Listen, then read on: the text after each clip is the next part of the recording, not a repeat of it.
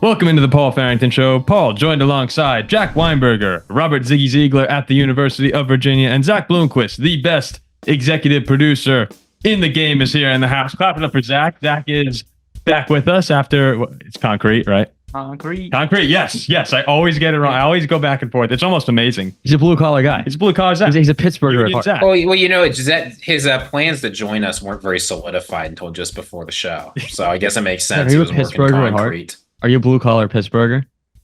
Sure. Could be a little bit of that. Got my Friday Junior a little bit shirt of that on today, too. Please remember to like, comment, and subscribe to our channel. We are chasing down, 13,000 Ziggy's goal, 14,000 is Jack's goal. Zach and I might just make it a clean 15,000 by the start of the season. Again, set unattainable goals. Some people in the comment section say 20K from the start of the season. So yeah, we'll see about that. Yeah, that's I don't know. We have 20,000 people subscribed to this channel. It tells you something about who's on YouTube these days. But remember, this is Zach's dream to become a member of the Paul Farrington Show. They're called PFS Army is what our members are called. And I'm telling you, we have some really fun stuff that's planned for the upcoming season. A merch giveaway at 50 members. Zach keeps creating different punishments, sort of, to say for us to do as we progressively increase our memberships. But I'm realizing, so it's 50, and I wear Jordan Love jersey for an episode, Misery. I think 100,000 subscribers, and Jack's doing a darkness retreat. Ziggy goes on The Bachelor, but it's never anything for Zach. It's just he sits in his high chair and hands out punishments for everyone. Zach sits in his high chair, says 2 words a show, and gives us punishments. He gives us punishments for he's the best in the world at that. Yeah, I guess that's why he is the best in the game. To become a member, real quick, to explain it, on your phone, if you go to our main channel page, you could click on. We'll put a link in the description to our main page. But on our main page, the 3 buttons in the bottom right corner of Chrome, if you click on Request Desktop Site, then you should see Join next to our logo. That's how you join from your phone. If you just do it on a computer, go to the main page. You'll see the Join button next to our logo. That's how you become a member. Fun things like pick'em contests, hopefully during the season, merch giveaways. It's just we'll keep adding more and more stuff as we learn new technology for this show. So please become a member, and remember to listen on audio if you can't catch us on YouTube. We're on Spotify, Apple Podcasts, wherever you get your podcasts. So thanks to everyone who's been listening and commenting. It is so cool to see so many people engaging and sharing their opinions. And so many people have really good thoughts on how to improve the show too. Like the name tags underneath our names here, or underneath us. There's not a name tag underneath you right now. There's no. Oh my God! Now I look like an idiot. We'll cut it out. I look like an idiot. That makes 2 of us. Well, they'll get see the name tag soon. Zach can do it in live. There we go. Get him up there. Yeah, now we're really making Zach earn his money here. So while Zach, are you going to be able to figure this out? No, definitely. Are you kidding me? If you go to the 3-up of all of us, Yeah. and you click, there's one gallery, Mortis. Yeah. And you just click the eyes, the visibility. Oh. And it's right there. There you go. It's right there. But you have to it's unclick cut the off, other one. But there we go. there we go. Look at that. Zach. Look at that on air. Look at that on air live producing. We're gonna keep that in the episode. Yeah, that's why this guy's the best in the business. Yep. That's why he's paying the big bucks. Okay, so today's episode's gonna be a lot of fun. I'm gonna put it out there. It was only on the 3-up. It's not on the 2-up of you and. Yeah, no, that's that's fine. They know our names. Yeah. We'll figure it out. They don't mind. I get hate comments every single show. Jack is either loved or hated episode to episode. It's almost unbelievable. I mean, so we're recording. It's 7:15 p.m. and I still don't think coaching matters. And Colorado's in the Midwest. Yeah, it'll stick to it. Nothing's going to change. So today we'll have a mailbag, a lot of questions, a lot of answers coming up later on, and then we're going to break down some quarterbacks. We have 6 quarterbacks here. We're going to talk about just what we're expecting from them in this upcoming season and their teams. A little theme to some of these quarterbacks as well, especially right off the top. Ziggy, it sounded like you were disappointed. Yeah, I was going to say, we pick these teams carefully, right? It's not just any old 6 quarterbacks. These are teams that have a lot to prove or trying to make a big improvement, or things could be going wrong for them. So, it's May, but already now the free agency's over, the draft is over. You already have a pretty good idea of how things are going to go. There's a lot to look at. This is actually up there as part of my favorite time on the football calendar, this May-June portion, because really once you get to July, that's when it's fun. And all the rumors start coming out. It's like, oh man, Joe Burrow looks bigger. Aaron Rodgers looks healthy. Josh Allen chiseled. If you you were using fantasy a number of years ago. Yeah, Josh Allen is chiseled, and Zach Wilson looks like he's going to be the next Aaron Rodgers. It's all these rumors start coming out. And there's so much hype and really just hope for so many fan bases where it's not like that in any other sport. You don't have any other sport where all 32 fan bases are going to find some reason to believe, maybe the Cardinals can go to the playoffs. Like that's the uniqueness of football. And that's what we're going to dive into today. We'll embrace that. Me and Jack will. Ziggy will probably push back a little bit. So should it be a fun conversation? The schedule comes out next week. Oh, oh my God. Oh, yeah. I mean, look, we're going to play a part in this, but the fact is it's ridiculous that the NFL schedule release is like as big a deal as it is because we already know what all the matchups are. It's just finding out. But you see your night games. Yeah. Ziggy, you were a victim of NFL propaganda. 100%. Yeah, I guess I am. Yeah, we see the night. I mean, that's going to impact your life. I mean, that impacts what games I go to in Pittsburgh. Yeah, what games Jack is at, what games we're up reacting to late at night. I don't go to 1 p.m. games. If we have like Lions Packers on Thursday Night Football, like we're working. But if it's like Cardinals versus Browns Raiders, probably gonna have the night off. If it's Lions Packers 4:25, Steelers are at home at 8. The reaction is just you two for Lions Packers. It impacts everything. So why don't we dive into the quarterbacks here? We have 6 of them. We'll start off though with someone very familiar to the people of this podcast, Aaron Rodgers. He's basically back to normal. That's what all the reports say. He's throwing at OTAs, no restrictions as they move into phase 3 of OTAs, according to Robert Saleh. Of course, we all know the injury from last year. We were recording live when it happened. And I couldn't believe it. Couldn't believe 4 plays in Rodgers' career in New York is already off to a horrible start. But one thing I want to look at with the Jets when we're going to start talking about them now is I understand how big of a failure last season was. Like you really do. We said no matter what happened, the Jets were the losers of the season after week 1 because we knew it's going to be a nightmare with Zach Wilson. When you look at Hard Knocks and the Rodgers hype, we heard it here in Northeast Jersey, probably more than anyone in the world. I mean, Ziggy, you could not imagine what it was like last summer walking around. Just like, you go to the store, people are talking about Aaron Rodgers. We were talking about Aaron Rodgers a lot. And I think you saw that hype sort of come to fruition with him running out with the American flag on Monday Night Football. Like that energy was palpable when you watch the highlight, Rodgers highlights in New York. You could feel how excited the Jets were. And to have it all come crashing down, I think it's unfair, though, that the Jets aren't being paid attention to at all, really, this offseason. I mean, it's unfair to talk about next year's team and their expectations when looking back on the 2023 New York Jets, who had Zach Wilson instead of Aaron Rodgers, a completely different offensive line. There's 4 new starters this year, new receivers. I mean, the defense is back and healthy. So what I want to ask you guys, and we'll go to you first, Ziggy, is are the Jets being massively underrated right now? Or do you actually think this is a brittle team filled with injury-prone players that will come crashing down? For me, I mean, there's always the injury bug, and the Jets got some of it last year. Mm-hmm. But I don't think this team is being underrated. I think people are right to not be paying a lot of attention to them. Really? It's not because I think anyone in particular is going to get hurt. It's because I still am not convinced this offense is very good, even with Aaron Rodgers. Once the season starts, it'll have been, 2 years and 9 months since we've seen MVP Aaron Rodgers. He's 40 years old now. He'll be 41 by the end of the season.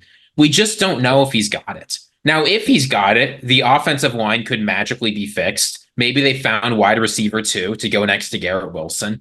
But the defense is probably going to regress. That's just the fact of the NFL. Defenses are very rarely on the top year after year after year. It'll still be good. I'm not saying it's going to be a bad defense, but it likely won't be quite as dominant.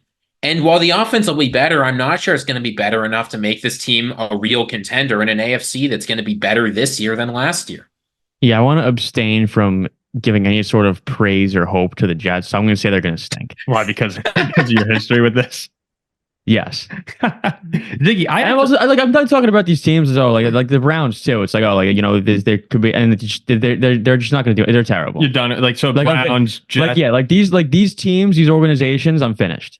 Ziggy, something bad will happen, and I'm not saying they're going to be. No, I'm kind of questioning you saying that things will magically be fixed. They need a wide receiver too. Mike Williams is a more than capable wide receiver too. For the 3 games he's healthy. Well, that's the thing though. Again, yeah, with the Jets, it's like imagine a football field on fire and you throw a paper airplane. It's like it's probably not going to get to the other side. It's probably going to crash and burn. But if they stay healthy, the Jets have they're a loaded roster top to bottom, and I think the offensive line. Just listen to the starters last year: Mekhi Becton, Laken Tomlinson, Joe Tippmann, Max Mitchell, and Carter Warren. I mean that was last season's starters. Bless you. Thank you. Like Elijah Vera Tucker was hurt. A bunch of dudes got hurt across the entire season, and now this year you bring in Tyron Smith again, injury prone, but a left tackle. To say injury prone is not fair. The man has played. The last time was the first time he played double-digit games since 2017.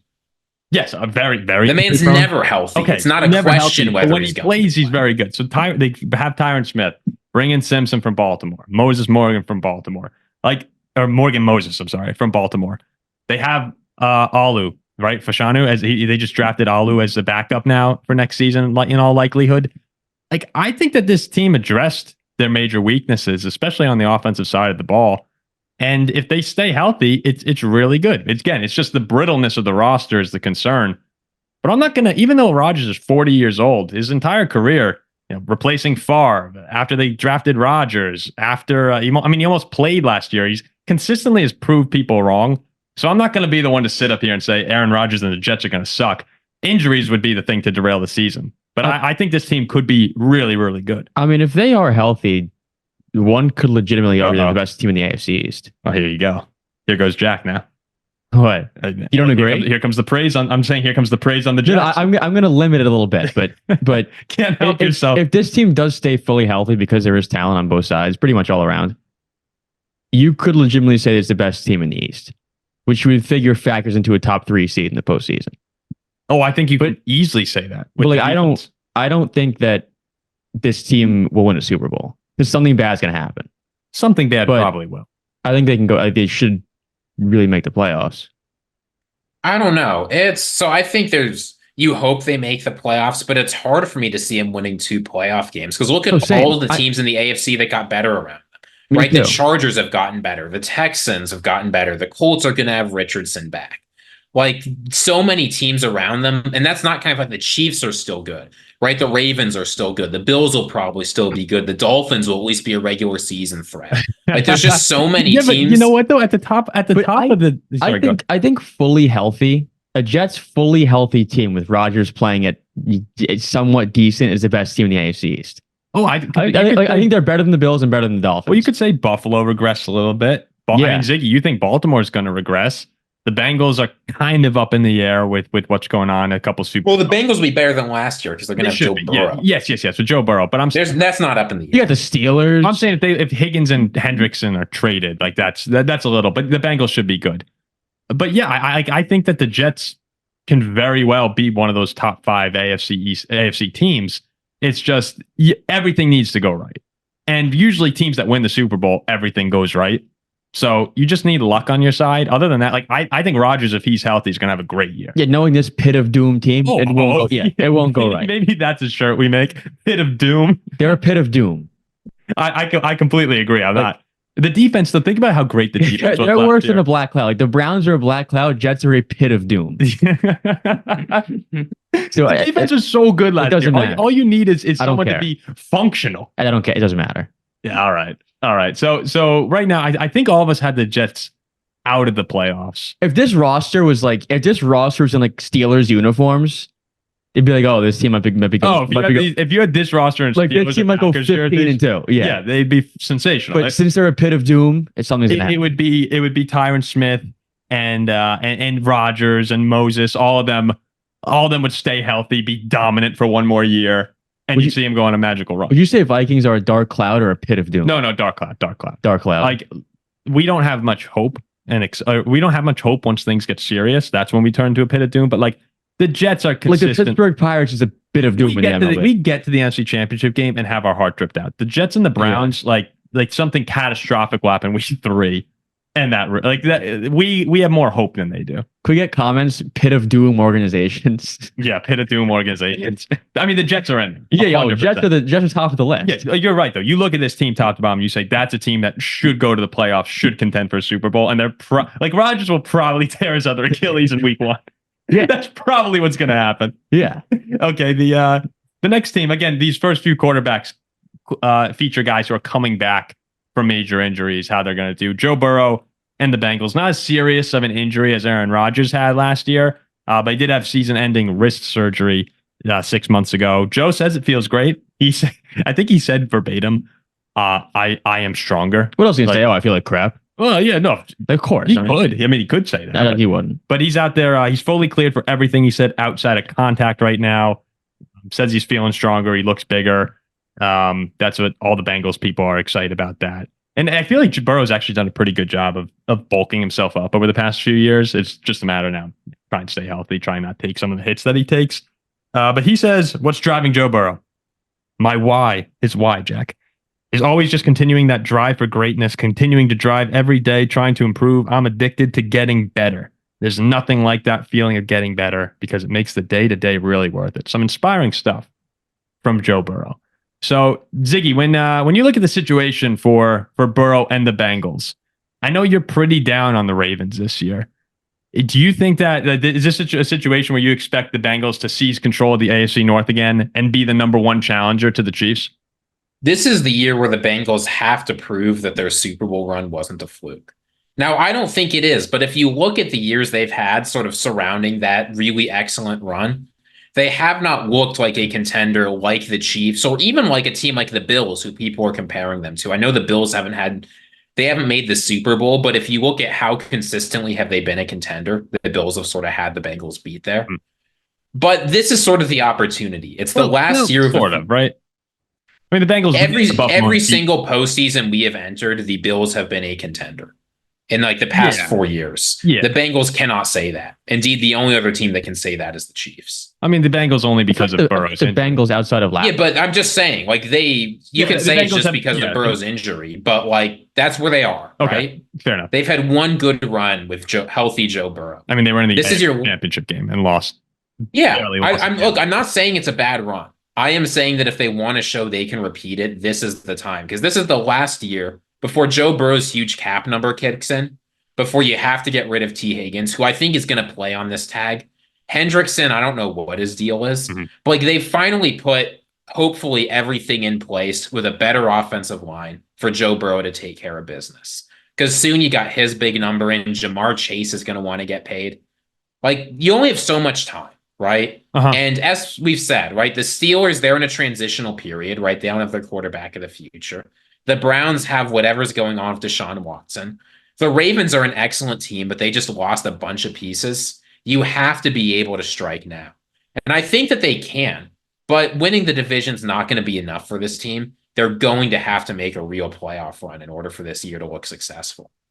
And this is a tough division for them, too. Oh, you guys are great. I mean, we're fantastic. I meant your division. No, the division, this is not said so the Bengals win the division. I think the Ravens win the division again. But it's hard not to say that a quarterback who's 3-1 against Mahomes, who's beat him in the playoffs on the road, like it's tough to say now. Him back, hopefully fully healthy, is not the biggest competition to the Chiefs. I mean, the only team who has really beaten them in this conference in the last however many years, I'd say it's probably them or Baltimore, whoever wins that North. And one more funny point I want to bring up. When did the Bengals win the Super Bowl? They won 2022? 2022, yes. 2022. And then they made the AFC chip the year after, right? Yes. That's when they remember the penalty at the end of the game, shoved them out of bounds. Yes. Yeah. And then this past year, they missed the playoffs. They were coming on, then Burrow got hurt. Yeah. Burrow got hurt. So do you see how those deep runs, the coach does nothing? Oh, jeez. You see how it's all... We're not doing this. You see how it's all Joe Burrow? Yeah. We're not doing this. You see how it's all the quarterback? I do think that this season... No, but to go back to the answer to the question, I'd say fully healthy Burrow, yes, probably the team the Chiefs should fear the most. We're going to talk later about some of the quarterbacks with the quarterback maybe with the most pressure on him to be a hero, Superman for his team. But Joe Burrow, he belongs in that discussion for this upcoming season, especially when you talk about the expectations for the Bengals. Jamar Chase is there, but Ziggy, you mentioned the two guys, Higgins and Hendrickson, both upset with the contract. Joe Mixon's gone. Whether or not you liked him or not, I think Joe Mixon is better than Zach Moss. Like, that's a downgrade at running back.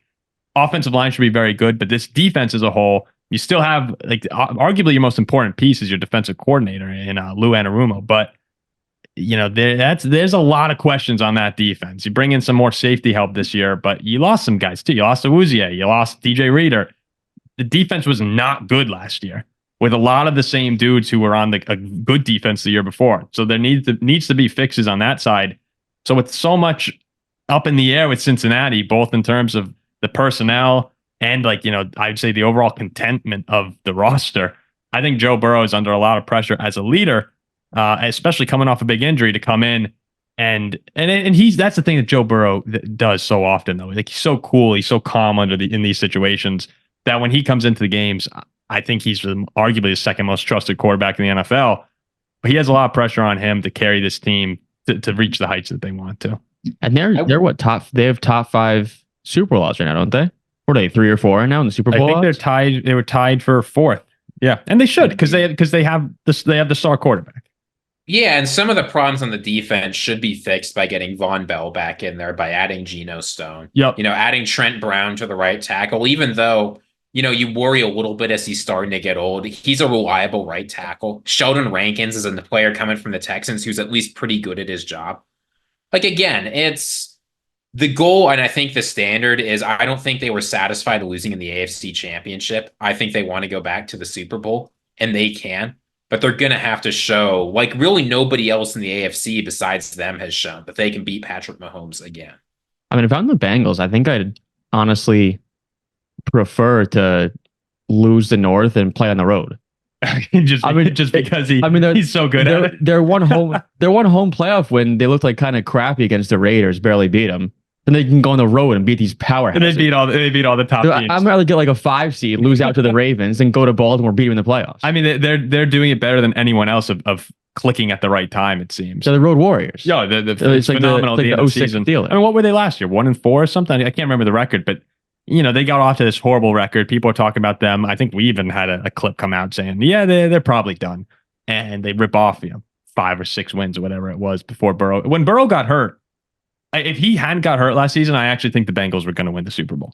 It was the same thing happened the year before, weren't they? Also 1-4 and did the same thing. The slow starts and then they weather the storm. And when they get hot, I mean, they're very, very tough to beat. I can't wait for our Week 5 video. It's like, are the Bengals in trouble? Yeah, the Bengals in trouble. The Bengals. I think we said the Bengals are doomed. Yeah, we did. And to me though, I believe in our predictions episode, I had them winning the Super Bowl over the 49ers. And now you're just foolish, though. Yeah, I mean, I think I picked them the year before too. So eventually, it has to happen, right? I think I had Steelers. Somebody, I forget who. Steelers Lions. That's just delusion. Delusion. Okay, the next quarterback, a quarterback who a favorite of this show, I would say, Anthony Richardson, who people forget, but Stroud was so good last season, and everyone turned their attention on Stroud and the breakout rookie. AR was kind of on pace with him through the first 4 weeks. Like in terms of enjoyment and hype, Richardson was doing things. Again, he got hurt in 3 of the 4 games he played in. That was the big drawback.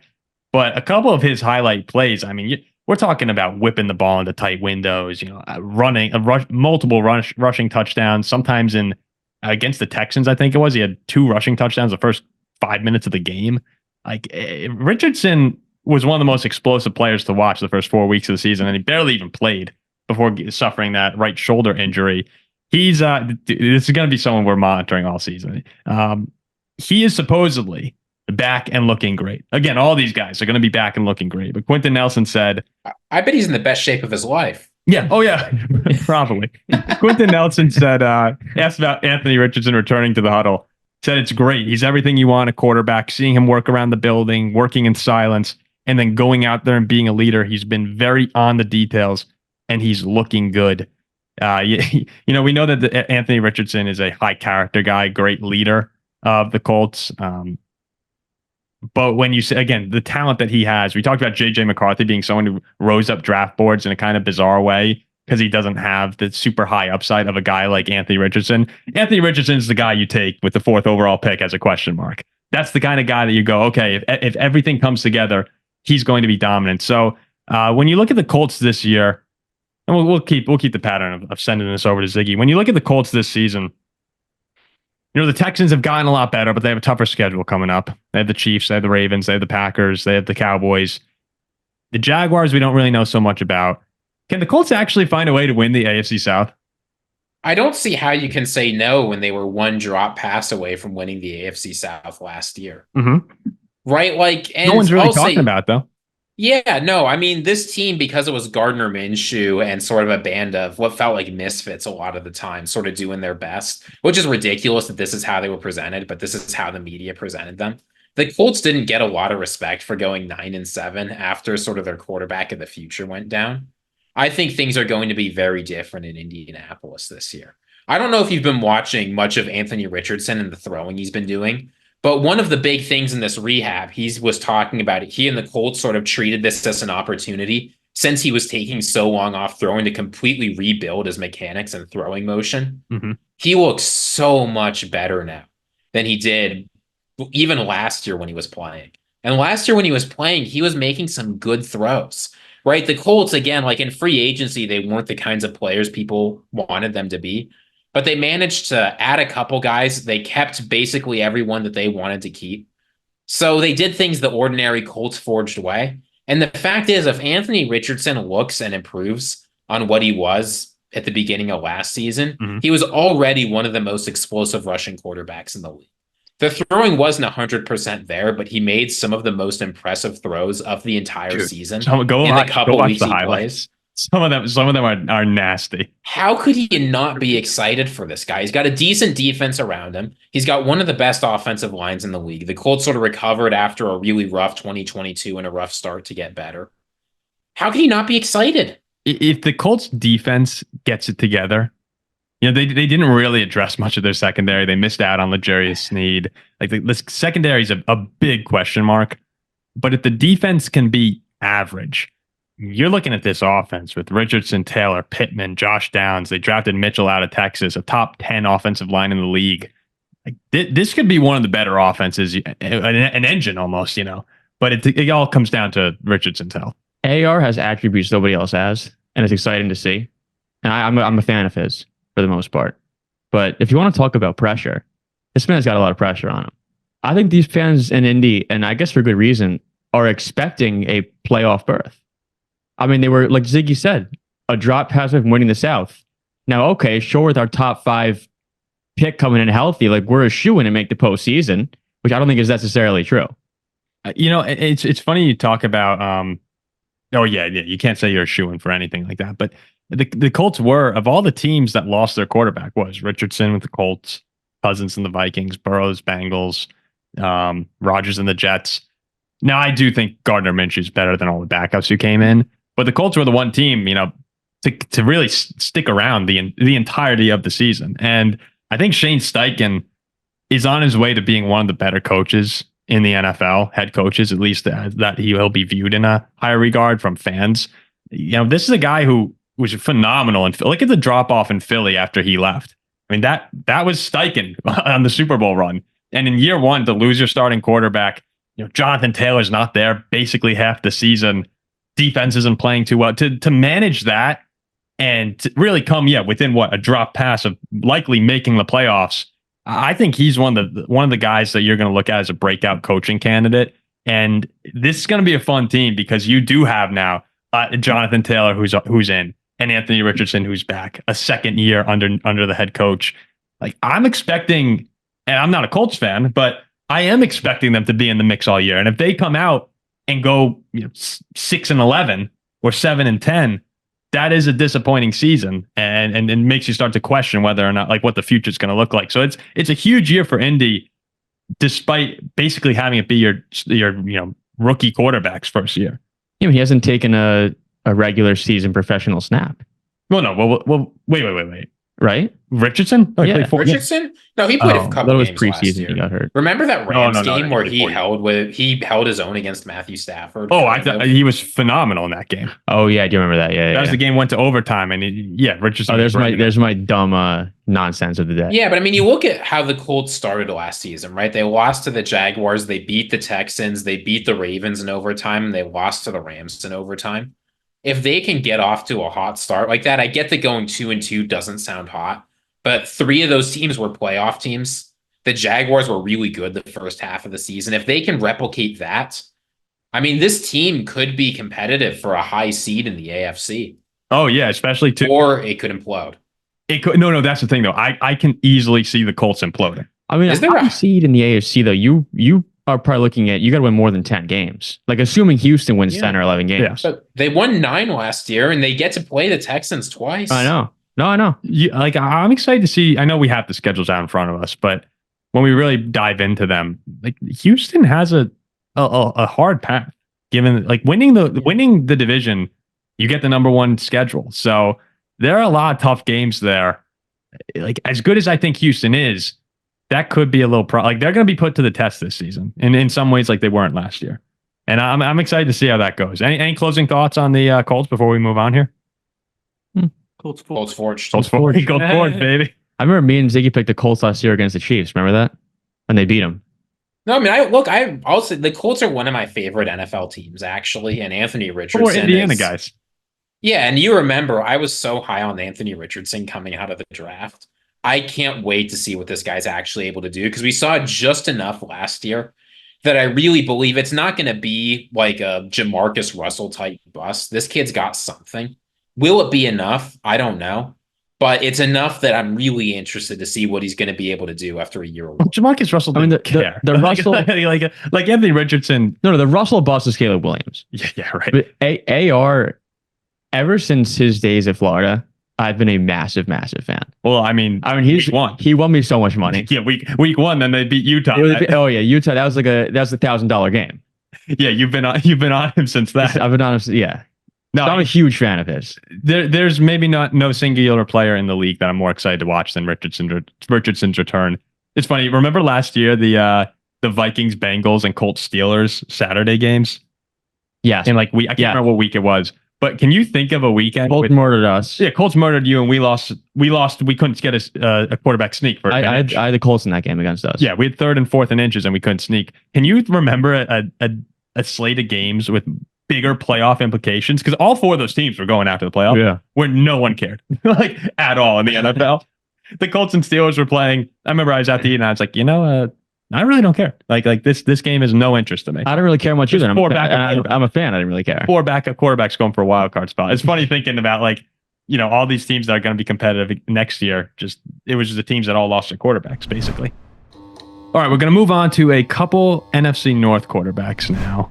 We'll start with the dream crusher of this show, Jordan Love, arguably my favorite and least favorite player in the NFL. Favorite in terms of helping out this podcast. Obviously, Jordan Love has done a lot for our show. On the other hand, I cannot believe we're sitting here having these Jordan Love conversations about him, taking the Packers to the Super Bowl. It's like, we talk about the Packers because we have so many listeners who are huge fans. And because they are one of the more interesting. I think that they're super interesting.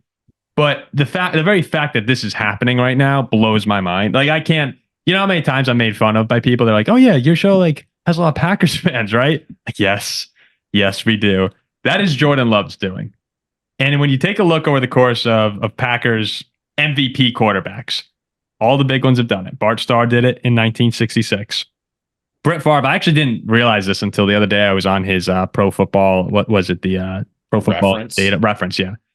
3 straight MVPs, 1995, 96, 97.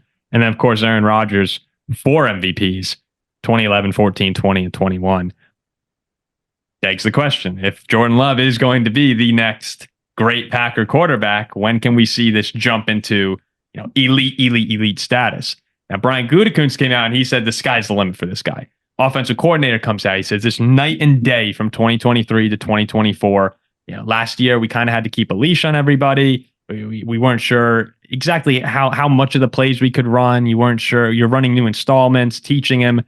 And now the scary thing for the NFC North, for us Vikings fans, for the whole league, when you talk about the Packers, is this second-year starter has a year under his belt and confidence. And his receivers, a lot of them, second-year starters, have confidence. They know they can. They probably should have gone to the NFC Championship game last year. When you take a look at Jordan Love in the MVP odds, it goes Patrick Mahomes, Josh Allen, CJ Stroud, Joe Burrow, Lamar Jackson. That's your top 5. Number 6 is a tie between Jordan Love and Justin Herbert. And behind them is Dak Prescott, Matthew Stafford, Jalen Hurts. So looking right there, I mean, we're calling Jordan Love one of the best quarterbacks in the league from the MVP odds right now. I want to ask you guys, based on a second half surge, 18 touchdowns to 1 interception, led the league almost, or he did, I can't remember, passing yards, just phenomenal. They go 6-2, get in the playoffs. Is this like a real MVP candidate to you, or do we need to pump the brakes on Love being thrown in the same world as Lamar, Burrow, Mahomes, and Herbert? What do you think, Ziggy? So let's be clear, he's not quite in the same world as Lamar, Burrow, Mahomes, Herbert, right? No, I don't know what CJ Stroud has done to earn being ahead of Jordan Love, actually. I think that is all hype. But look, Jordan Love put together half a season that was MVP worthy. Now look, was that all smoke? I mean, theoretically, it could have been. But how many players who have hit the NFL have put together as good a stretch as Jordan Love did over 9 games? Plus, he was good in the playoffs against some good defenses, right? It's not like he was playing a cupcake schedule for those games. There was a lot of pressure. How many players have looked that good for that long and then sucked the rest of their career? There's not a whole lot of them. I'm sure some fan is going to be able to pull out one in the comments, but that just doesn't happen very often. So look, Patrick Mahomes is a stranglehold on this award, right? Josh Allen is up there. Joe Burrow is up there. But it's not unrealistic for Jordan Love to be winning MVP. He's got a developing offense. He's going to be on a team that, in all likelihood, I think will win the division, will be a contender. Like, the stars are sort of aligning for Jordan Love to be in a good spot to win. And if he plays as good as he did or close, I don't expect 36 touchdowns and 2 interceptions. But if he throws for like 40 touchdowns, 10 interceptions, 5,000 yards, he'll be right up there with anyone and could probably win it because everyone's going to be excited to give it to someone who ain't Mahomes. Yeah. It's funny how last year at this time, we're saying Green Bay is going 4-12 with Jordan Love at the quarterback. Oh, I was so happy. Don't remind me. That was the happiest time to be a Vikings fan in the world. And now we're all talking about him winning the MVP. No, but Jack, I'm sorry to interrupt you. I knew it too. Like, the second I thought we were in trouble, and you could go back and look on our page. Literally the first preseason game, I think, against the Bengals, I watched one drive and I went, "Oh my God, this is happening again." It was and then we got all giddy when he struggled for the first half of the season because it's like, never mind, all our fears were unfounded. The fears were in fact well founded. Now, I'm sorry I interrupted you. If this was an NFC versus AFC award, I say Jordan Love clear cut favorite in the NFC. Yeah, like what? Prescott, Stafford. Yeah, I'd say absolutely. So he's your front runner with Jalen Hurts too? I think he's my NFC MVP front runner. But okay, you got these AFC powers. I do think though that Jordan Love belongs up there, at least in terms of these odds, in this conversation. What he did the last 8-9 games last year, he was the best in the NFL. He hit some historical marks, and now they're all taking a leap. This entire team, these receivers. And I'm sorry to do this to you, but there's no reason to believe that they are not going to come out, mesh even better, and get this thing going even better. They probably have a top 10 offensive line too. This time from the start of the season. Like, what's the doubt in saying this team won't pick up where it left off? The talent's there. It's purely just hope. The talent's there. The chemistry is there. So what reason is there not to say Jordan Love belongs in a legitimate MVP conversation? If you can, and when you look at what you need to win an MVP, you need some marquee wins, right? Win a division. Well, the Packers have a lot of marquee games at home. They host the Texans. They host the 49ers. They play the Eagles in Brazil, which is basically a home game. They're going to get to play the Lions, right? They get to go to Los Angeles and play the Rams. They've got a few wins penciled in against. Why the hell are Packers, Eagles, and Brazil basically a home game for the Packers? Yeah, Brazil. No, so like you can actually look at the fan demographics. The Packers are the most popular team in Brazil by a wide margin. You're going to see the stands are going to be full because everything breaks for the freaking Packers. No, right? but there are some, You're just going to see stands No, full of Packers fans. Steelers is the same way. No, they are like that. They are that brand. Yeah, they host the Dolphins. That's not going to feel like Lambeau Field. It's going to be like it's going to look like Lambeau Field. You'll Because see. the Eagles were green also, though. Well, expanded the stadium. Look, all I'm saying is just they have so many marquee games, and they're having them a lot of them at home. That's the kind of momentum you need to build an MVP case. Because, of course, he doesn't play in the AFC, right? So it's not as easy to get those head-to-head matchups. But I think there's enough in here that Jordan Love can have the narrative going for him if they win. Well, and the other thing, one way that you can look at him being in the NFC as the favorable part is the Packers could very easily be the 1 seed next year. Like we said they're in the top 3 to be the 1 seed. The Packers are in the AFC. It is a tougher conference for sure. Success has a lot to do with MVPs. Just look at basketball. I mean, that's like the one you could look at a lot. Football. I'm sorry. In football, like teams that are 1 seeds you're treated better in the MVP case. Remember last season, it was bouncing back and forth. Like, oh, Lamar's the MVP. No, it's Purdy's the MVP. And then the head-to-head just decided. Yeah, it's just like it matters so much towards the end of the year. So also you can look at what's happening at the end of the season. Sorry, Jack. It looks like you want. Sorry to cut you off, but the one small thing is too about this is not many people are talking about the Lions, who are fantastic. Whereas if they win the NFC North, Jordan Love's out the window with those MVP conversations. I do agree. If they win the North, Jared Goff could be in the MVP. That's what I'm saying. But AFC, you got whoever's winning the North between Burrow and Lamar. You see, and the Browns and Steelers are not bad. No, but like if Stroud MVP. Yeah. If Stroud wins the AFC South division winner, like it's tough going against Detroit, where you can very easily end up with a 6 or 7 seed once again in the playoffs and talk about MVP. Yeah. So I think it's justified, but it's not a bet that I would make. Okay, got you. And it's something we'll have to see when the schedule comes out. We were talking earlier about, Ziggy was saying he's not really a huge fan of the schedule release. If the Packers have a couple of those big games towards the end of the season, like last year as he was coming on, they beat the Chiefs in Lambeau Field. They beat the Bears in that huge game to end the season. Like those sorts of games can propel an MVP case. So we'll see who they're playing towards the end of the season. Like if they can rattle off 3 or 4 wins in a row, get maybe one big one. Now we're talking about a case that's going to have momentum going into voting. I hate the fact that Jordan Love's actually being mentioned in the same breath as these quarterbacks, the elite quarterbacks. I don't think as in terms of a player ranking, I'm not ready to put him up there with Mahomes and Lamar and Josh Allen and Burrow. But from an MVP, he's probably tier 2, maybe tier 3. Don't be afraid. Put him up there. Don't be afraid. Having functionally your second year quarterback be tier 2, tier 3 is just ridiculous. Yeah, and then people are gonna get mad. I said tier 3. I'm talking about if there's 1 or 2 people in tier 2. Maybe you think that Mahomes is in a tier of his own. Yeah, it's like that. He's probably tier 2 anyway. But in terms of MVP odds, I think he's probably in a good spot there. I'm not gonna put Stafford or Turks or Purdy over him. I'm probably not. So you're right, Jack. Yeah, maybe he is the NFC frontrunner for MVP. I think I'd only put that list is good. I'd put Fields over him now. That's probably it. Yeah, jeez. Justin Fields. Maybe Russ. I'm gonna be in Wisconsin this weekend.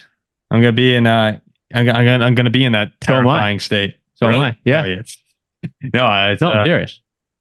I'm going. Lauren, you're just invited me to graduation. The graduation. Yeah. Yeah. So when Lauren and I get married, we can have the wedding. Oh, jeez. I already proposed, Ziggy. Right. I already proposed. Yeah, I'm gonna be. I'm gonna be surrounded by cheeseheads the entire weekend. I'm gonna have to hear a lot about. I'm gonna get a lot of shit talk. You might get recognized. Who knows? Maybe you'll get recognized. Hey, aren't you that guy from the Paul? Wait, have a meet and greet. No. It's graduation weekend. Maybe that'd be kind of fun to maybe see some. I'm sure some people who know the show will be there. But yeah, that's a dangerous territory for me walking around Wisconsin. I always got to look over my shoulder. You know the funny thing is, if I look over my shoulder, someone would probably be saying "Hey man, you want a brat and a beer?" And I'd be like, "Oh my god, why are you so nice?" You'll be too busy getting drunk and getting the Wisco ladies. Yeah, right. All right, let's move on. The next NFC quarterback, grief for Paul. the NFC North quarterback we're talking about here, Jared Goff. Jared Goff, you said Ziggy. There's a world where Jared Goff is even in the MVP consideration. Where is Jared Goff here? Oh my gosh, he's way down.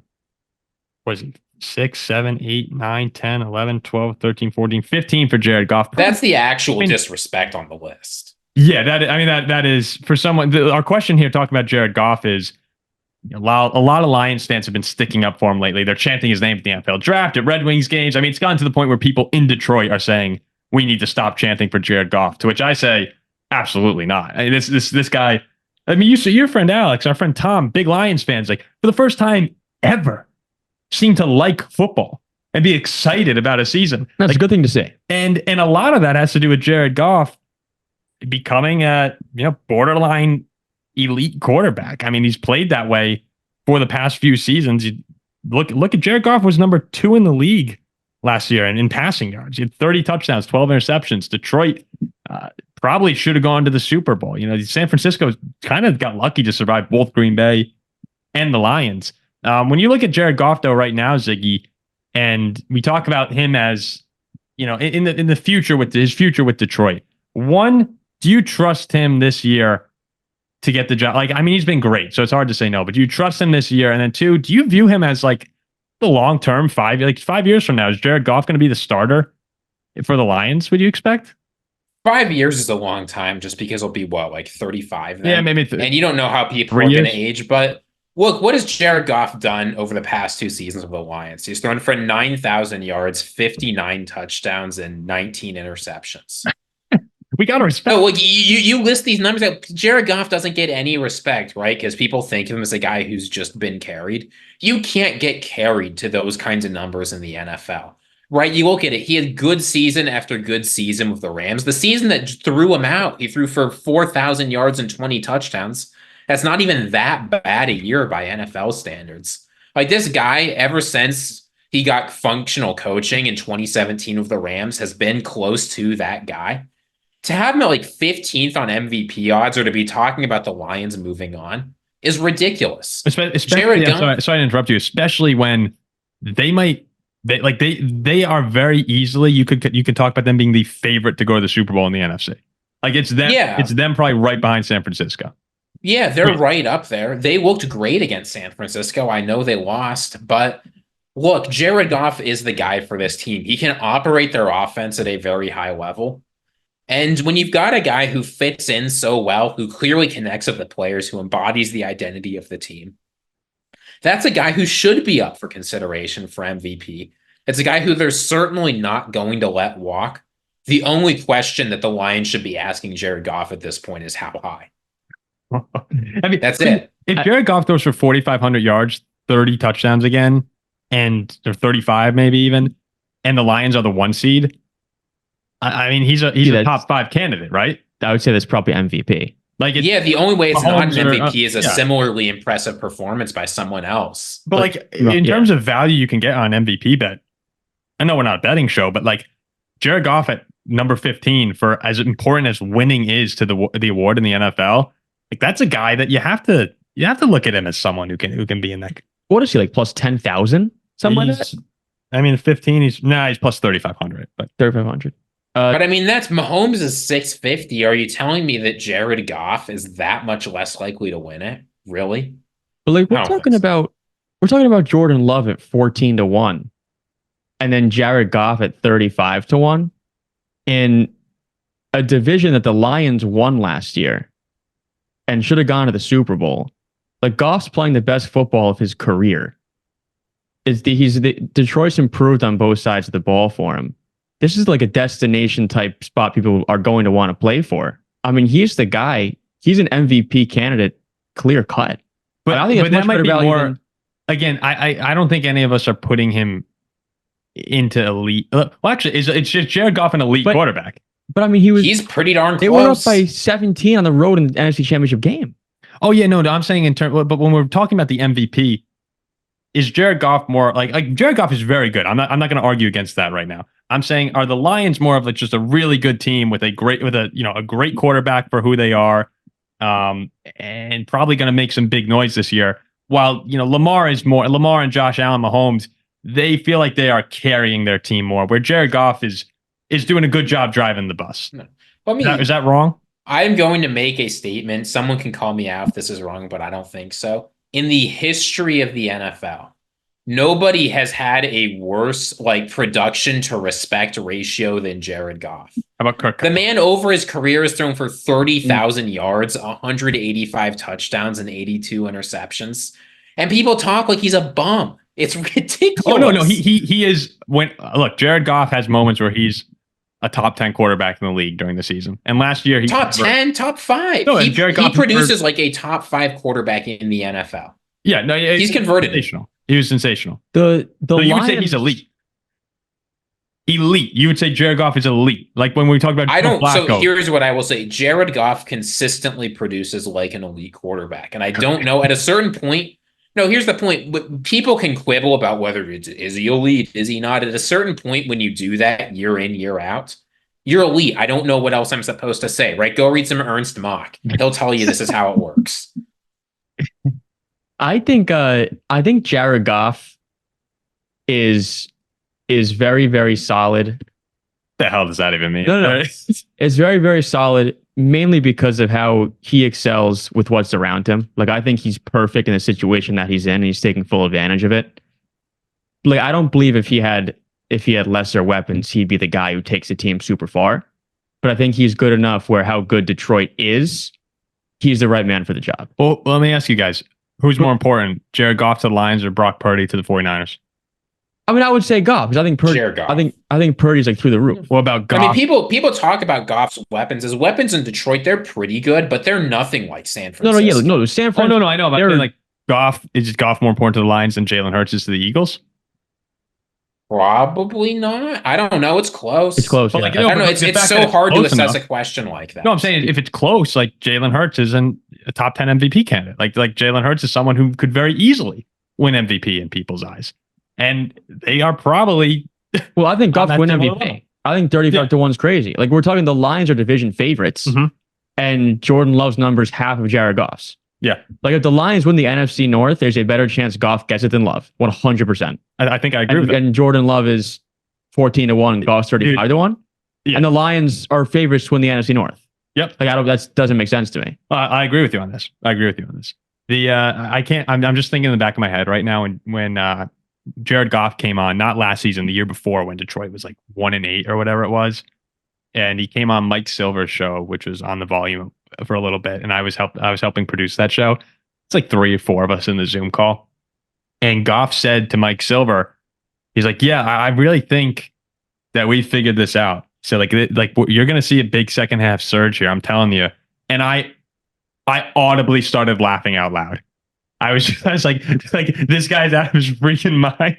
If you're telling me, like, he said it so confidently too. He's like, no, like it's about to be on in Detroit. Like you're gonna like what you're seeing if you're a Lions fan.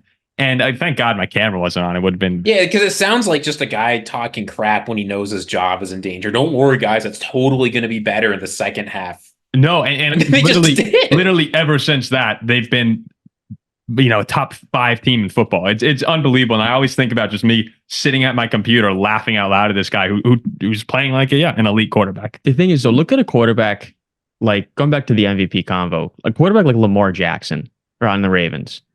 If you put Jared Goff in his situation, I don't think he comes close to doing what Lamar is able to do with a team like that. I don't know.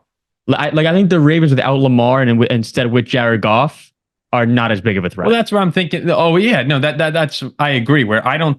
It depends what you call elite. Like, is elite the top 5 quarterbacks? Because then Jared Goff's not elite. But if you're saying elite is the production that he's had and how he's performing with the Lions, he's elite. What he does on the team he's on and the system he's in and the role he plays, he does it near perfectly. I would say Jared Goff is a very good quarterback, not an elite one. I would probably, yes, I'd probably agree. That's what I would say. But I do think that puts him in MVP conversation. I think like elite quarterbacks could probably go to most teams and turn them into one of the best teams in the NFL. If the Steelers got Jared Goff this year, you would be like, oh, this is a good, like, this is a really good signing for him. But if we got like Lamar, be like, we could win this. You'd be like, oh, Super Bowl is on right now. That's the difference. And that's so I'd say not elite, but very good. Okay, guys, let's move into the mailbag here. Thanks for everyone who submitted a question. We're going to get to as many of them as we can. Remember, you could always drop mailbag questions in regular videos. It's just a little harder for us to see them if it's not in response to the actual posts that we put out, the mailbag post, which usually goes out on Sundays and Tuesdays? Depending on when we're doing them. Yeah. And don't forget, as Paul said, we're going to get to as many as you can. But if you got a burning question, you got a burning comment, you want to make sure we answer it or make sure Paul reads whatever you write as long as it doesn't get us kicked off of YouTube, become a member, $5 a month. You can go back to the beginning of, it's easy to subscribe. Paul gave instructions in either our last video or the beginning of this one. I can't remember how we're going to structure it. Mm-hmm. But yeah, $5 a month. We got lots of cool stuff coming up. Merch giveaway when we hit 50. Tons of fun stuff in season. Even more to come. But what'll get you right now, guaranteed your question is read and answered on the show. Verbatim, basically. Make sure you do it on the desktop mode. Desktop mode, or you could do it on your phone. Yes. Okay, so Mercury Road 55, a member says, I'm concerned about Ziggy. A recent study revealed that overanalysis of teams that can't win a Super Bowl can lead to detrimental physical changes to the body. When this channel started, his headphones fit snugly on his head. But recently, his headphones are clearing 3 inches off the top of his head, a clear indication of head shrinkage. So my question is this. How many games into the season before his head is shrunk enough to actually qualify now as a Bears fan? Ziggy, are you feeling dumber or more pain in your body because you're a Vikings fan? I'm not quite. I definitely feel more pain in my body since becoming a Vikings fan. I'm not sure there's been a head shrinkage, but I mean, look, there's no amount of pain that can make me stop being a Vikings fan. Oh, it is what it is. I'm locked in. Wait, my friend. Hey, Ziggy. I'm on the road. You know what smaller head means? Smaller head, bigger. Dan Stoyer says, hey guys, what are your thoughts on international games? I always found international games to be fun. Like, I don't watch some of them when they're 9:30, 9 a.m. kickoffs. So if it's a big game last year, Zach and I did Dolphins Chiefs. That was super fun. But I don't know. They don't really do it for me, but they're okay. They're there. I mean, they're not for us, right? Yeah, they're for like getting fans in other countries interested in the game. And I like that the NFL was expanding. Getting talent. Like, I think of what's happened in the NBA right now, right? Where you've got talent from so many other countries because the NBA has done a really good job marketing, branding, getting their game played there. Now, obviously, there are different kinds of barriers to football. But insofar as you're getting people, I mean, some of the best players in the NFL now are from places like Australia. Yeah, go for it. Like the kick. I was thinking of Jordan Matilla, but yeah. Okay. I mean, I'm indifferent. If I'm awake at 10 a.m. on a Sunday, I'll throw it on. Yeah. But if not, I love international games because you want to know why? Miami's always playing. Yeah, Miami's in them. And Miami always loses them. They do. Dan also says, what rookies are likely to have good seasons in fantasy football? Probably Marvin Harris. It's all the big guys. Yeah, Marvin Harris is going to be the number one for the Cardinals. Malik Neighbors is going to be the number one for the Giants. Keon Coleman has a shot with the Bills because you have Curtis Samuel and Khalil Shakir. Those are your top receivers in addition to Dalton Kincaid. I see breakout potential with him. First time in a while in fantasy that there's no rookie running back coming in. That's don't sleep on Jalen Wright. Jalen Wright? I was just gonna say Jonathan Brooks is a shot in Carolina. Zach can attest to this. Raheem Mostert and Devon Achane, those are not necessarily guys that are going to stay healthy and play every game for you. And we've seen when you get an opportunity as a running back in Miami, what you can do. Keep an eye on Jalen Wright. Was Jonathan Brooks a Texas running back? Yeah. He's with Carolina right now, and they have Miles Sanders, they have Rashad Penny, Chuba Hubbard, but none of those guys. I mean, I'm going to go chalk and say that MHJ just gets force fed on the Cardinals. Oh, he's going to be amazing. I think he'll be great. He'll be great. Lon McConkey too could be fun on the charge. I'm not expecting big things, but that's another receiving core where you're waiting for someone. Quentin Johnston, McConkey's there, Joshua Palmer. Someone's gotta step up. That lives in my head. McConkey lives in my head. The C's 05, he says, this is a nice comment. He says, hi, Paul, Ziggy, and Jack. I'm a and we'll add Zach in there. And we'll add Zach in there. No. You don't have to add me in there. Zach's snoozing most of the time we're recording. That's why he doesn't know. He's actually asleep right now. I'm a Brazilian fan who recently discovered your show. As was recently announced, the NFL is about to do its first game in my country, and I have a curiosity for you. Here it's being discussed a lot if Packers and Eagles will be able to wear their traditional green uniforms because the biggest rival of the football team, the soccer team, who owns the stadium, uses green. and the rivalry between them makes this color practically prohibited in the stadium. We'll keep going with the comment in a second. I actually don't think they're going to wear green. I think it's going to be white and black. We tipped that right when this game was announced. Not to take your thunder away, CS5, but yeah, I bet that's going to be put into place. I'd actually be shocked if they wear the green jersey. Wait, so since their soccer team wears green, the rival. No, their rival. Oh, their rival wears green. It's like this is so. This is purple. Yeah. Wow. Finish the question because the thing I have to say is wow, that's incredible. So then he says what made me wonder what is the fan culture of American sports. I find it very funny to see fans of the teams mixed together in NFL stands, a chance of defense, and here in Latin America we threaten rival players, and if a rival fan joins the wrong crowd, he is dead. Thank you, and sorry for the size of my question and bad. Oh, don't worry about it. Don't worry about the size and the English. It's fine. Actually, pretty good. Bigger the better. Bigger the better. Yeah. Go ahead, Ziggy. You said you wanted to answer. Yeah, I was just gonna say those kinds of rivals just don't exist in American sports. However bad, people talk about the Bengals and the Browns and the AFC North rivalries. This is nothing compared to what rivalries are like in other sports. And in some ways that's good, in some ways that's bad. I think it's good. I know somebody who went to an Ohio State game as a Michigan fan, had their tires slashed and their window broken. That's, I think, the closest rivalry you get in the US that's like that. And that's just too much. I think I think it's good that people aren't beating the shit out, killing people because of. Yeah, there's not genuine. I mean, there's some hostility, but we can run a podcast and Packers fans make fun of us, but we can have them here and it's all right. I do wish that people got into it a little bit more. I always appreciate the ingenuity of chants that other countries the crowds are great. I mean, it is fun to see those rivalries. That's rooted. That's hate. That's deep hatred. Who's the rival? Do we know? I don't know the team. We'll have to Google it. But okay, from another member, Butt Pounder 420. That's my guy. Our boy. Let's go. We'll see if it's your guy after this question.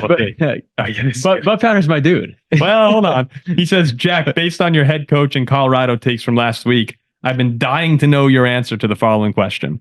What's your favorite flavor of paint and how many gallons of it do you consume a day? Of paint? Of paint. How many gallons of paint do I consume a day? Yeah. 2. Favorite flavor is probably the red one. The red one, cherry. Do they have different flavors? Yeah, I think the red's either cherry or strawberry, but I can't really tell the difference. The yellow's also good too. The yellow's lemon. That's fantastic. But I'd say usually about 2 a day. You mix them, lemon, strawberry? Sometimes. Oh, a little strawberry lemonade. It looks a bit like Trix. Remember Trix yogurt? Oh, Trix is so good. Oh, I might do go get some of that. When I do eat the paint, Butt Pounder, I add a lot of sugar to it though. That's awesome. You can't have pure paint without sugar. So you put a little sugar in it, put a little syrup, and you stir. Frank Sheeran says, more of a personal question, but what made you two Vikings fans to Paul and Ziggy? I'm very curious. Paul likes purple, Ziggy tagged on. All right, hold on. We'll keep this one quick. This is quick. Paul likes purple, Ziggy tagged along. My dad was a Viking fan who liked purple and the Purple People Eaters, didn't want to root for the same team as all of his friends growing up in New Jersey, Giants, Jets. So he picked the Vikings. I'd say a little bit of bandwagon in there. Definitely a little bit of bandwagon. But as they lost every year, became more of a fan and passed that unfortunate curse on to me and my siblings. How come you didn't ask us why me and Jack are Steelers and Dolphins fans? I know, right? I know. Crazy. It's just not as interesting. If somebody asks me on the next mailbag, I'm not going to answer. And Ziggy, I'll let you speak for yourself. Yeah, I mean, when I joined undergrad, I didn't watch any sports. Except cycling. But Paul sort of got me into football. And, I tried representing my local hometown, the Rams. I was from Thousand Oaks. So that immediate aftermath Rams thing, I'll always remember that Rams Chiefs game after the big fire and shooting in my hometown. But look, I'm a Vikings fan at heart. I'm built to suffer. I identify with the North. This is just my team. The misery of Vikings fans just cries out to me I belong with you. So this is where I'll be. It's where I am. It's where I'll be. Brian W. asks, Ziggy, are you still loving Kwesi after the Vikings gave up a 2024 second, 2024 fifth, 2024 sixth, 2025 second, 2025 third, 2025 fourth to get Dallas Turner? I've said a few things about this. I'll keep it quick. I don't mind the player. But what they gave up for him was just too dang much. Yeah, so Ziggy's not happy about it. And look, it's at least they gave it up for a player who I believe in, I think has a decent chance of being good, but it's not worth what they paid. It is a lot. Do you think us three could bring down Dallas Turner? No. You don't think so? I think all three of us would try and get him. He'd just take us out one at a time. It would be bad. We'd have no chance. Who'd have the best chance of having all their bones broken? You. Me. Dead. Yeah, I mean, all three of us. I think equal. It's That equal. goes you easy. No, I mean, It's an equal. it's equal. It's equal. MCX Weddits says, how many rushing yards will Josh Jacobs have next year? If you go and look through it, I'd say probably my guess would be 1,100. That's what Aaron Jones has had a lot of his career when used in the Packers offense. Josh Jacobs, too, most of his better years outside of the 2022 1,600-yard season have been around 1,100. I think he's going to be really useful in this Packers offense. I'd say 1,000 to 1,100 yards for Josh. I don't think they're going to run him into the ground. Ryu Hitsuya 21 says, how impactful do you see the new special teams rules being, and which teams do you think could make the most use of it? We'll keep it to you again. This one. Do you like the new kickoff rule? I think it's going to make kickoffs really interesting because now here's what's different. Is before kickoffs, you sort of just did whatever. Now a kickoff's really a chance to run a scheme designed play. Mm-hmm. And I know I've gotten some hate for this take, but I think it is true. You are going to start to see real players returning kickoffs because it's going to be just like a regular play with blockers. So I think you will see guys like Deebo Samuel, like Saquon Barkley, these kinds of players returning because apparently Justin Field may be returning kickoffs. That was absurd. Yeah, that can't happen. There's no way that's No, but I think you are going to get to see a lot of ingenuity. Keep an eye on what the Cowboys and Bones Fassel cook up. He's always been the most creative special teams guy in the business. I'm really excited to see what we get. We move on to James Library, who is a member. Thank you, James. Oh, we didn't answer who's going to be the most deadliest special team. Oh, the most deadliest? Keep an eye on the Bones Fassel. Yeah. The Cowboys. I'll tell Ziggy on that pick. Yeah, I don't think right now there's any returner in the league. We got the fastest team in the league, and no one's saying the Dolphins. It's the only reason. No, because your guys returning get to you? blown up. What? Who's returning? Do you kicks, still have guys? Damian We have Miller? Jalen Waddle. We have. I mean, Tucker. Yeah, those guys. Look, I don't think Jalen Waddle We back have to return. Raheem Mostert. You have Devon Achane. Mostert could be if they put Mostert back You have there. Achane in the back. I'm not throwing Achane back there. Achane just missed half the season. no, but the way that these plays run, they're just regular plays. No, I am not. I know that you like. I know that you're talking about this, Ziggy, is like throw whoever back there. I am not putting Achane back to return kicks. I mean, Mostert I think could be there's returned. still. I still think that there's still a definite injury risk for this one. Just There's an injury risk on every play. Yeah, because a running back running up the middle between 70 guys is an injury risk enough. I don't want my stars returning kicks unless it's a huge situation. Then you should never give them the ball. If you're worried about them getting, why give them a ball in games? They might get hurt, Paul. I mean, a kickoff, you're still sprinting at each. Like I know it's from the 40 now. You're sprinting from the 40 instead of the opposing 35, but it's still a sprint into each other. Like it is still going to have that effect. They're hard collisions. They're dangerous. I like kickoffs. I'd be very disappointed if they got rid of kickoffs, but it's a more injury-prone play. I still believe, even with the changes. Your kick returner should be like an athletic, fast, like third-string receiver. Yeah, a really good playmaker. Yeah. We'll get into that. I'm sure. I think ours for a bit was like Sammy Coates. James Library says, thanks for the awesome shows, as always. I have to agree with Paul that McCarthy is definitely a top 5 awful Packer, even to Packers fans. Since we're doing top 5s, I'm curious who you guys think are the 5 most overrated active players. Keep up the amazing work. Does anyone jump out to you guys immediately? I don't have anyone in my mind that immediately jumps to the forefront, but do you guys have one? Overrated. Yeah, Prescott. Who's an overrated NFL player? Is Deshaun Watson super overrated now at this point? Is Odell overrated? Well, no, I feel like people are down on Watson I now. can't say that because he's a Dolphin now. Who? Odell. I'll tell you a player who I think is overrated in all seriousness. People are talking about Austin Eckler like he's still that guy. Austin Eckler is so washed up. Barkley?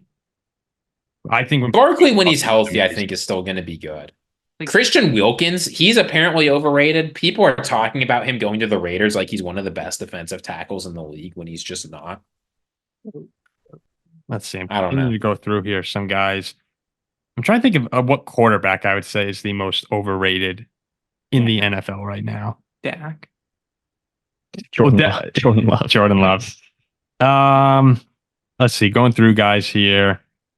I mean, Derek Carr, I think, is probably properly rated. I don't think people are going crazy on him anymore. Who's over? That's a good question. An overrated quarterback is Trevor Lawrence, or does he come back down to earth? No, Trevor Lawrence is underrated. Yeah, that's Stroud. I mean, it could be. It's like it could be Tua in some ways, Zach. Like I think Tua is really good, but I don't think he's like people have him as an MVP candidate a lot of the times. And I mean, I understand the Dolphins score so many points, but I need him to see him win a big game. Can I say a take people are going to hate me for that could just age poorly? I think Joe Burrow might be the most overrated player in the NFL. What does that even mean? People talk about, Joe Burrow ice in his veins. He's the only guy who can beat Mahomes. Like, it's a bunch of crap. Joe Burrow is a very good quarterback, but I am not convinced he's one of the 5 best quarterbacks in the NFL next year. What about Justin Herbert? Is he overrated? I think Justin Herbert is underrated. I think a lot of people would probably say underrated with Herbert right now. Zach, was I being too harsh on Tua? Is Tua properly rated or Tua is underrated. People think he's a piece of crap. I know. The more I'm thinking about that, the more I'm like, maybe. Tua is the greatest regular season quarterback I've ever seen. And that means something, right? I know people want to say that doesn't mean anything. Most quarterbacks aren't even good in the regular season. I mean, like if by that standpoint, like if Tua is not overrated, neither is Dak. I think Dak's underrated. Yeah, it's interesting. Yeah, I would probably agree. It's interesting. I feel like we're at a point in the NFL where I'm not sure how many guys I actually would say are being. Oh, I mean, you guys would say Stephon Diggs is overrated. You two would. I wouldn't say it. Oh yeah, I guess I do. I mean, I guess I would too. Yeah, but but I'd want him on like most teams. I just wouldn't want him on the Texans or Packers. The only reason I think he's overrated is because I think he's going to have a bad year next year. But it's not like there's some systematic. I don't know. I feel like people have a pretty good sense of where guys are in the NFL. Yeah, drop in the comment section if there's anyone you think is super overrated. It sounds like we have a couple guys in mind, but I actually don't think there's too many people at this point where I'm like Aaron Rodgers. Yeah. I mean, Rodgers, but no one's talking about the Jets. That's the thing. You guys don't like Mixon either, right? I like Mixon. Nobody thinks Mixon is that good if they pay attention to the facts. Okay, so we continue on. I don't like running backs. I guess all running backs are overrated. Dirty Rut 69. Dirty Rut 69 says, "Hey boys, first question: which episode of Star Wars do you think Natalie Portman looks her finest?" Yeah, and this is my type of question, but I haven't seen Star Wars. Dude. He says, "Okay, serious after this," but I wrote to him that I'm not answering this question. Oh, I will. I think Natalie Portman in episode 2 of Star Wars and Attack of the Clones, and Black dress.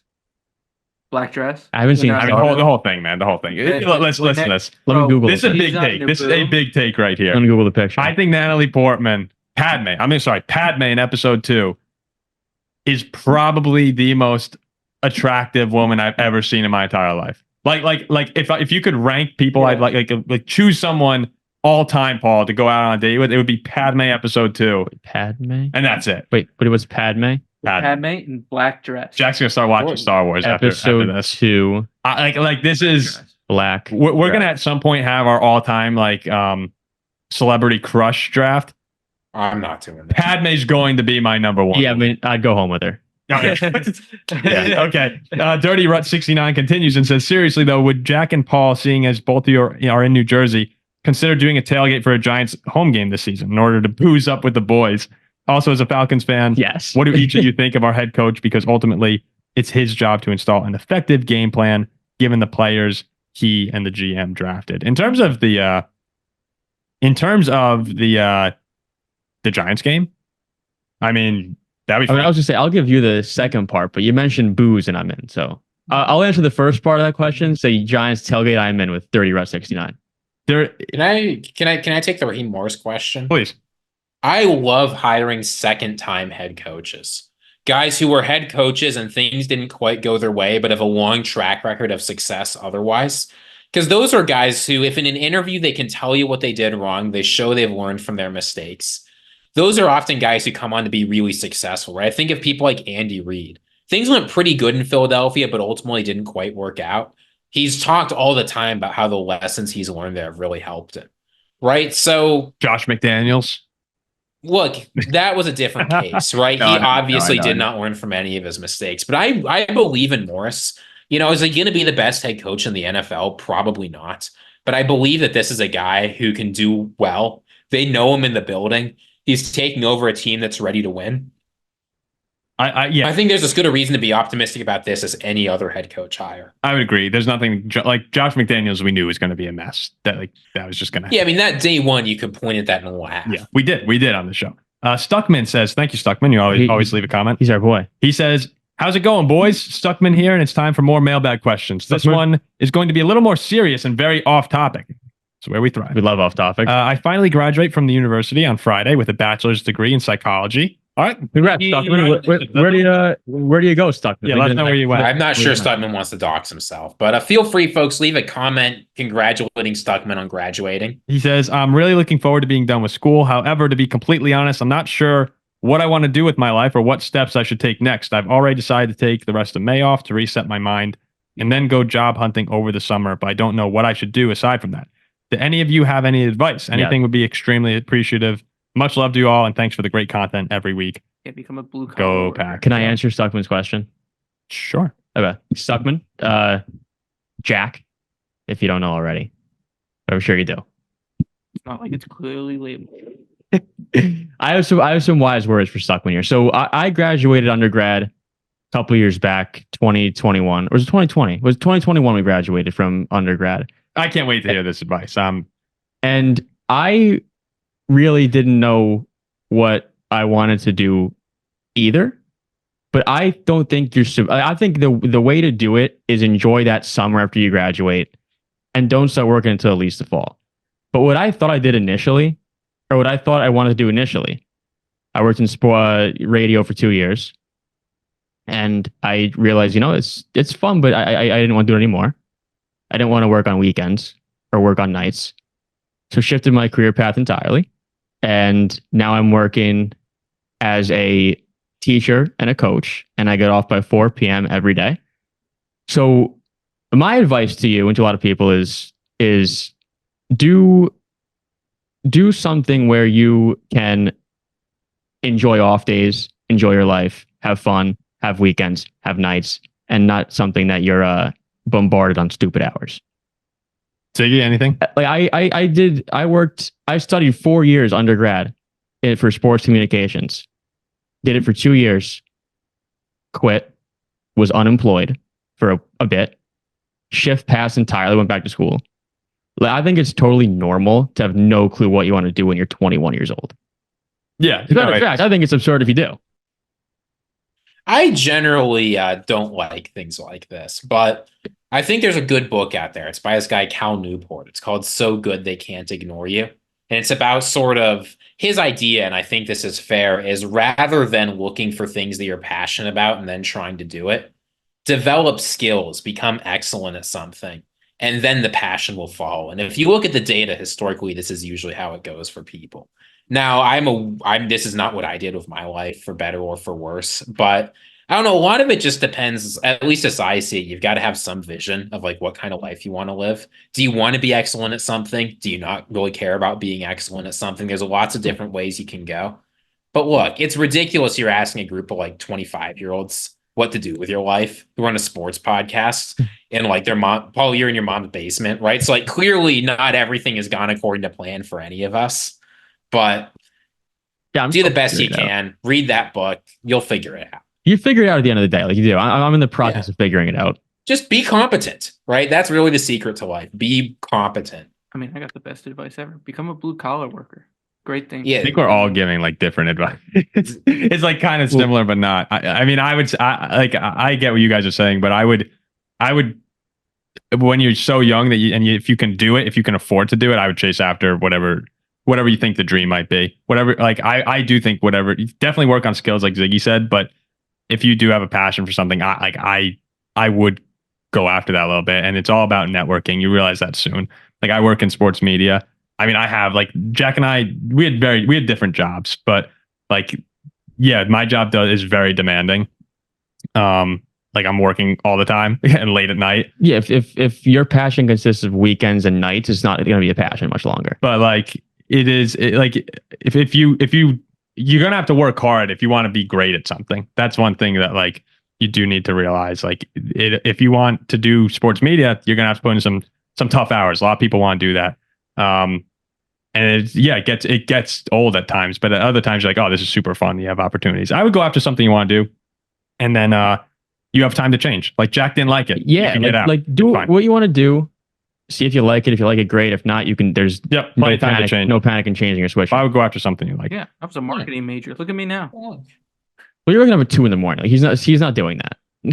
Well, no. Oh no! Look, as I say, if you've got a chance to be excellent at something, you should give it a go. Yeah, that's what you only have so many things you can be excellent at, and there is nothing quite like achieving excellence. Like that's not to say it's uniquely good, but it is its own kind of good. Don't be afraid to take the risk. I can talk to you all day about virtue. Go read some Augustine. Go read some Aristotle. You'll figure it out. Wise words from the PFS. A few more here. XX McLovin XX says, I saw you create a list of most hated Packers. Now do your most loved Packers. Ziggy, this is really funny. Ziggy wrote back, McLovin, man, why you do us like this? And Ms. Mike6 says, Ms. Ike 6 says, let's see. I'm guessing Brett Favre, not Darren Sharper. Aaron Jones, Darius Smith, and Ryan Longwell. Yes.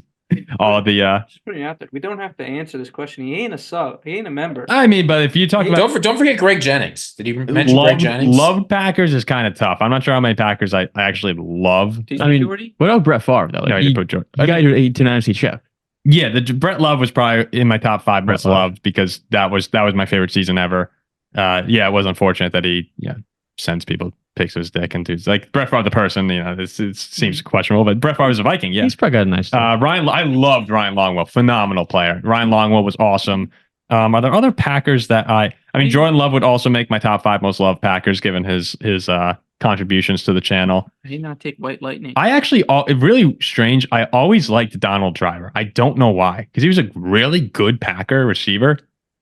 Like for some reason, I just liked him.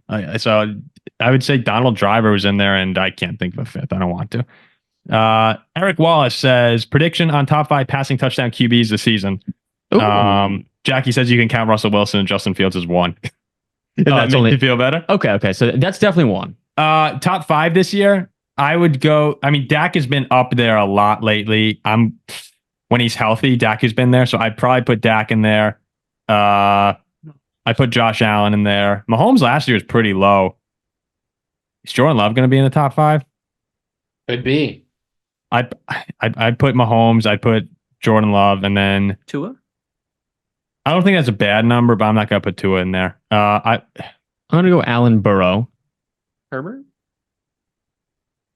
It's just I'm not sure about that often. Goff has been right there too. Allen Burrow, Dak. Stroud. Kirk could be in there. Stroud could be sneaky. Kirk could be in there. Yeah, I'm going to go Dak. I'm going to go Allen. I'm going to go Mahomes. I'm going to go Jordan Love. And then I'll put as the last one. Let's go Goff. Let's go Burrow. Burrow. That's good. That's a good list, yeah. Give me Mahomes, Stroud, Dak, Goff, Tua. Yeah, not bad. I feel like it's so hard to guess the top 5. It's hard. I'm looking at it right here. When Brady, Stafford, Herbert, Mahomes, Dak, Mahomes, Allen, Burrow, Geno Smith, Kirk. And last year was Dak, Jordan Love, Brock Purdy, Jared Goff, Josh Allen. I mean, Purdy's... Yeah, because you got Purdy, you got Herbert, you got Rodgers. Yeah, there's just so many people. Kyler Murray could be in that top 5. Okay, we only have a few more questions here. From Max Valentino, another member. Thank you, Max. Thank you.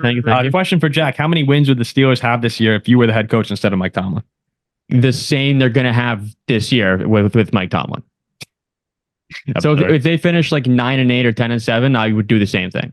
From X Pomsky X, he says, hopefully I made it. What are your thoughts on everyone making fun of the Cowboys bringing back Zeke? But shouldn't we also then make fun of the Patriots for getting rid of their number 1 catcher?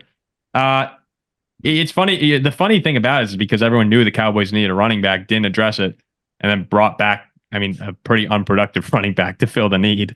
And the fact that, Zeke is just kind of a funny player too.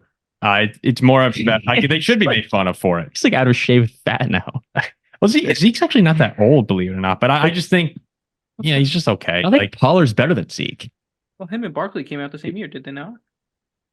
Was it? I can't remember. What? No. Zeke went in the 2016 draft. 2016. It was years before. Yeah, Zeke was much older than Barkley. Zach doesn't talk. This is Zeke's much older. For some reason, I always put them together. They were always well, it's Ohio State, Penn State, and then Cowboys, I think Giants should be made fun of for it. Yeah. I think it's It's not going to really help them with the running back situation. I mean, yeah, I mean, Zeke Pollard did were what? He good. had 3.5 yards a carry last year. It was tough. And then secondly, do you think the Packers somehow feel different this year? They seem hungrier than previous years. No, we talked about this ad nausea almost. It feels like, yeah, they do seem hungrier. I think when you're a young team like that, like Green Bay is with so many budding stars, you can feel the like coming together of a superstar team. It's horrible. E Johnson 67 says, who do you think will have the better defense between the Bears or the Lions? I think it's really close. The Lions, Packers, and Bears in terms of picking the best NFC North defense next year. I think we recently ranked in, said Vikings, Bears, Packers, Lions, but I'm gonna keep Detroit above Chicago right now, even though I know people are getting very excited and for good reason with the Bears. I'll keep Detroit too. What do you think, Ziggy? I mean, the Bears. I think it's legitimately a toss-up. Yeah, the secondary. If I had to pick one, I think Detroit's going to be better. The secondary moves, DJ Reed are coming in. Aiden Hutchinson's a stud. Very close though. Okay, we have last few questions. Sammy says, I made one. Let's go. First off, congrats on all your success. Sammy. In y'all's opinion, which rookie/young quarterback do you see having the best career in 5 years? Jordan Love, Paul and Ziggy are punching the air. CJ Stroud, Caleb Williams, Drake May, Jaden, or Anthony Richardson. Perhaps a sleeper pick like Bryce Young, JJ McCarthy, Will Levis. Look forward to watching you guys continue to grow. Let's get to 20K by week 1. Oh, aggressive. Go Pack Go, he says. So young quarterback, best career in 5 years. Jordan Love, CJ Stroud, Caleb Williams, Drake May, Jaden Daniels, Anthony Richardson. There's only 2 names from that list you can justify. What, Stroud and Love? Yeah, because right now, I actually think Caleb is closer than yours. Caleb's the worst. But here's the thing: is Jordan Love and CJ Stroud have showed they can play at an elite level in the NFL. Agree. No one else you could possibly list has. So the only 2 choices that are defensible are Love and Stroud. Jordan Love is for a blue sky franchise, and he's in the NFC rather than the AFC. So I think it's going to be him. But it could just as easily go the either way. Yeah, I think CJ Stroud's a little bit better than Jordan Love right now. But in terms of career success, I think the Packers are probably lined up to be better than Houston over the next 5 years. Just again, given the conferences, given the NFC North is going to be good though. I would probably go Stroud very close. I think I'd go Stroud too. But if we're not going to say, like, if I had to pick outside of Stroud or Love, I'd probably go Jaden Daniels. I think he could be like a Lamar. Jan Kelsey says, how good do you think JJ McCarthy will be in contrast to Caleb Williams? Also, why is Love so much better than Goff and all the other NFC quarterbacks? I think that Caleb Williams has potential to come in and be a star next season. By mid-season, with all the weapons that they have, he can do things that the other rookie quarterbacks outside of maybe Drake May occasionally can't do. JJ is going to be more of a game manager. He's probably going to be, Kevin O'Connell is going to be drawing up schemes that'll get people open. And if he can make the throws, the Vikings offense should be very efficient. I think Caleb Williams, though, has that top 5 upside. Not next year, but over the next couple of years. I think McCarthy's better. I know you do. He doesn't paint his fingernails. He's a national champion. I'd take him. As for Love, it's just everything works out for you guys. 3 more. At Sounds Epic Music, a member, thank you very much, says, Hegel, yay or nay, Ziggy, and why? Nay, stay away from any post-Kant German philosophy until you get to like Vienna Circle stuff. It's a mess. Midwest Mountain Man, another member, thank you very much, says, what's a somewhat feasible rule change that would severely hurt your enjoyment of the NFL? For me, it's banning tackles on the quarterback and giving them football flags. I don't want to see them get rid of the kickoff. Oh my gosh! If they did that, if they well, no, yeah, that's just. I would not watch. No way. But they would never do that. Yeah, it would be kickoff for me. I don't want to see that happen. You know what? Is it like this is a rule that was proposed that I think would actually be really bad. It wouldn't ruin my enjoyment, but it would reduce it a lot. The Colts proposed this year. Within 2 minutes, let a coach throw a challenge flag for any foul. That would just jam up the game so much. Anything, I know people want coaches to be able to challenge more things, but we saw as a pass interference, it just slows things down so much. Mm-hmm. I don't think we need more challenges and replay reviews, but I feel like things are trending that way. I'd go kickoff also. Yeah, I think that would be terrible if kickoffs weren't there. All right, our last question of the day. Zach is like, thank God we've been recording for like an hour and a half. Dragon Scale says, thank you for letting me know how to pronounce that. Never would have got it. As a Packers fan in Minnesota who does not hate the Vikings, it feels like kicking a puppy. All right. It's probably true. I would like to know how you feel about Kirk Cousins leaving and freeing up so much money that can be used to improve the rest of the team. It's sad because you take away your chances of really being competitive next year. I like Sam Darnold. I like McCarthy, but with Kirk, I think you have a real shot with Kirk Cousins when he's playing well and healthy. It's a very good quarterback. So it sucks to lose that competitiveness that I think the Vikings would have had. But at the same time, it felt like we were getting a little stale with Kirk, never really going to break down the door. So I actually, it's sad, but it was a little relieving to finally press the button, and not at our own doing, actually, and finally embrace a rebuild, or at least an attempt at a reload, so to say. Also, what goals would you set to determine if JJ McCarthy is a success this year? Winning record, completion percentage, playoff game. I really enjoy the content. And when Jack takes you down a tangent, fun things happen. There you go, Jack. Oh, there we go. There's a fan. Speaking of, yes. Are you a flat earther? He asks. No, Earth is round. That's huge for the show. Yeah. Ziggy, Earth is round. We'll let you wrap it up here. What would be success for JJ McCarthy? Successful for JJ McCarthy this year? So for me, success for JJ McCarthy does not look like winning any number of games or hitting any number of metrics. It's if he plays improving and looking like a decent quarterback. Look, I don't care how many games the Vikings win next year. If we win 3 games and JJ McCarthy looks like that guy, I do not care one bit. So for me, it's all about seeing improvement. And like, look, so I think a reasonable success case would be something like Trevor Lawrence year 2. If he looks like that, right? So he throws for a fair number of touchdowns, a fair number of interceptions, a fair number of yards, and just sort of moves on. That'd be fine for me. I'm with you. You probably won't even get that, but I'd be very happy if competent we got that. quarterback. Much less what you get from like CJ Stroud. Just don't suck. That's it. Just don't suck. All right. Thanks everyone for leaving all those questions. We'll be back again next week with more from the show. Zach, appreciate you sticking around for a long recording today, but a lot of really good questions and fun topics to break down. Please remember to like, comment, and subscribe to the channel. Remember, you could become a member by going to our home channel page and hitting join on your phone. If you hit the three dots at the bottom right of the screen and select desktop mode, that's how you can then click the join button. And we'll be back next week. Yeah, looking forward to it. See you guys.